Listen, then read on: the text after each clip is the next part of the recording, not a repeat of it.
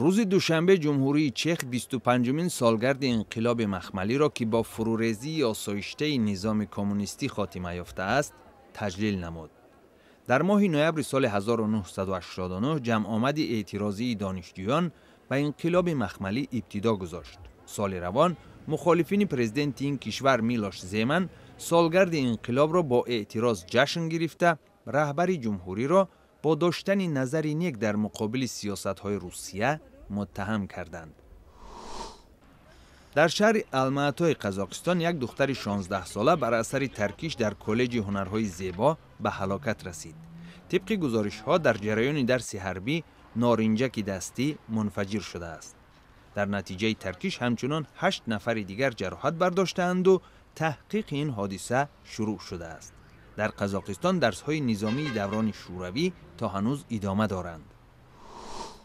در نزد سفارت ایالات متحده آمریکا در بیشکک گردهمایی اعتراضی برپا شد. در آن فعالان رو به روسیه بر ضد افزایش نفوذ ایالات متحده آمریکا در قرقیزستان صدا بلند کردند. این اعتراض به سفر سرمایه‌دار و حامی علم و معرفت جورج ساروس همزمان آمد.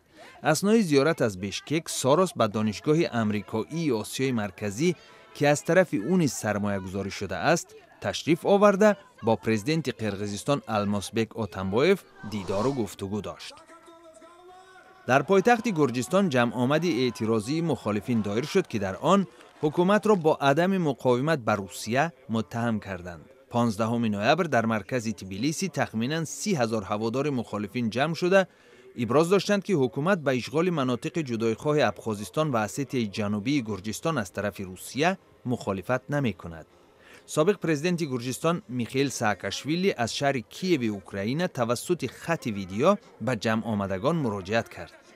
اعتراض بعد استعفای 3 وزیر حکومت گرجستان که مسئول تنظیم روابط نزدیک با ممالک غرب بودند به وقوع پیوست.